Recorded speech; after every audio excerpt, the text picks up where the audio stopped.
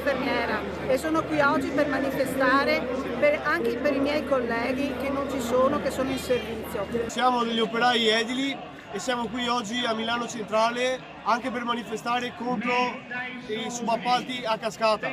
Erano inoltre 40.000 a Milano, tra cui 2.000 dal veneziano e almeno 7.000 dal Veneto, che hanno sfilato in corteo per chiedere un deciso cambio di passo nelle politiche occupazionali, fiscali e pensionistiche del Paese. Una manifestazione che ha l'obiettivo di chiedere al governo di aprire un confronto con il sindacato sui temi principali che riguardano lavoratori e pensionati. Con gli ultimi provvedimenti che appunto aumentano la precarietà e non danno risposte ai salari delle persone che rappresentiamo. 3 le parole d'ordine: solidarietà, sicurezza e sanità. Lotteremo fino alla fine per portare a casa questi risultati.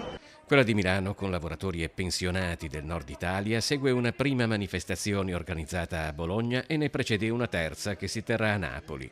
Dai delegati sindacali di Venezia, preoccupazioni e priorità del territorio.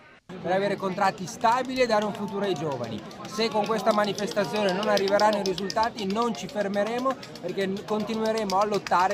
Delle scelte che riguardino un miglioramento della sanità nel nostro Paese, che riguardino una migliore solidarietà all'interno del nostro Paese, una riduzione del lavoro precario. Serve un grande patto nel quale politica, imprenditori e sindacato si facciano carico di tirar fuori dalle secche dove questo Paese rischia di trovarsi l'intera cittadinanza italiana.